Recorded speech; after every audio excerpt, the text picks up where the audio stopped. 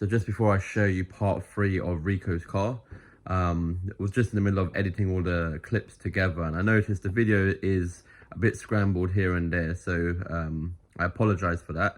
But the videos I did record, hopefully you get the gist of what we did on day 3 of Rico's car. It is, the lower control arm did take us a very long time to cut. The bushes were seized, the bolts were seized in it. And yeah, I hope you enjoy this video, what we did record. And with saying that, let's get back to the video. Right, welcome to another episode. This is part 3 of Rico's KSWAP. So of course, yesterday we did a bit of wiring, his rear lower control arm on one side of the car. Now today, we'll be doing his other lower control arm. So this is what we've had to come to try and get the seized bolt out.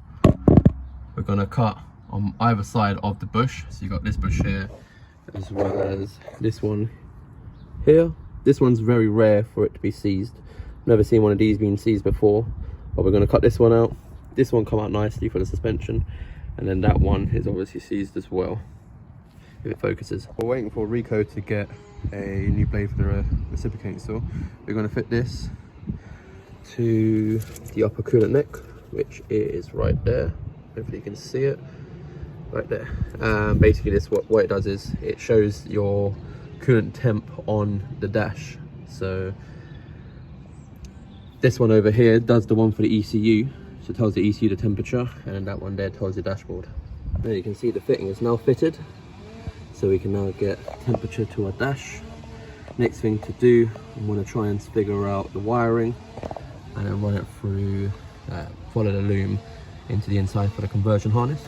Now you can see from the shifter plate underneath the vehicle, we've now drilled the 2 extra holes on the front for the shifter plate, which is now mounted down the shifter plate. The rear ones are the OEM mounts where the B series shifter used to bolt to, so we didn't have to draw anything for those, but that's now fitted to the vehicle. We're now going to go inside and now fit the shifter back to the car and put the shifter cables on. Now fitted the shifter properly, the cables are all installed. I have to order 2 more shifter clips, which basically sit here and here as well, and then that will stop the cables moving forward and backwards. Next to do, we've got this EP3 here. Just going to do a quick coolant change and a rocker cover gasket replacement, and we'll get cracking back on the EG. So after 2 hours, we finally got the captive welded nut off the lower arm.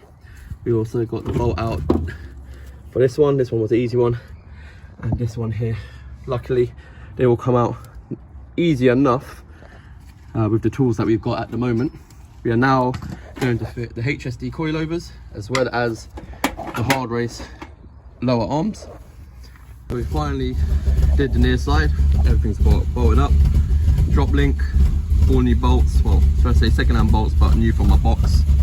And everything is now got a nut on the end that's not captive welded onto either the lower control arm or the chassis itself. Sorry about the noise in the background, we just got a friend's car started. So yeah, while we're waiting for this to bleed, they're just reassembling the EG6 at the moment. Cheat code, if any of you lot have struggled bleeding an EP3, EK or anything, make sure you get this contraption from eBay. It's about 16 quid and it saves your life. Obviously fill it high, you don't have to worry about walking back to it, filling up the radiator, any spillages or anything like that. Best thing ever I've ever bought. So Reese has come through with the goods. We've got the wiring now for the alternate and start motor. Reese has also got an EG Civic as well. So you'll see something on the channel very soon of his car. Maybe a little build series as well, just like we're doing Rico's car. But yeah, big thanks to Reese. So we've now connected the alternator plug as well as the starter motor plug into the grey ones that are now sitting there. The knock sensor, because this is a K20 loom from an EP3, the K20 that we've got in here is an Accord K20A3, so it's got a different style plug. So what we'll do is we'll link Rico the part, and then next week we'll solder that in, and then that will actually be all plugged in as well. Right, we've got the charge harness wiring that goes for the power, also goes to the fuse box. We've also just bridged the connection here at the moment from the harness, and this is a temporary negative, just so we can get power. There isn't any mounting space for the battery to go in here at the moment, only because everything's been smooth, so we don't have the holes to put the OEM battery tray back in. What we're going to do is, we do have a battery tray, like an aftermarket one, which we are going to mount into the boot, and then we're going to wire a 25mm squared cable to the boot, so we do have battery but relocated. Don't know where we last picked up from, but we've got a ground for the battery, we've got a ground for the engine, we've got the factory ground to the rocker cover, we've also got the ground to the transmission. Next thing to do is fill up the oil. We just want to see if this thing cranks, like a little one crank over, and that is it. Fuel lines isn't connected as of yet. We're still waiting to fit those. We do have the parts to do it. It's just the last thing that was on our mind. We're not trying to start this fully yet, but this will be our first attempt of cranking over. Ready? Make sure you put on the clutch as well, remember? Right.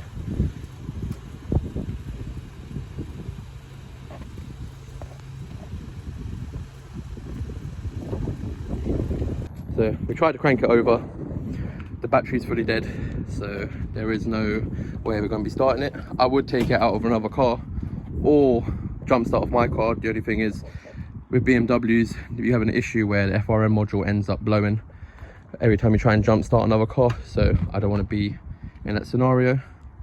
But this is what we got up to so far in the engine bay, and yeah, it's not too bad. Obviously a few bits more here and there, and we should be mint for today. If you like this video, give us a like, comment below, and remember to subscribe. Hopefully we will definitely have another video next week. So guys, we'll catch you later. Peace. So this is after the end of the video. We figured out why the car wouldn't crank. Obviously we still haven't tested it yet, but the ECU was in his hand as he was trying to crank it over and not connected to any of the loom.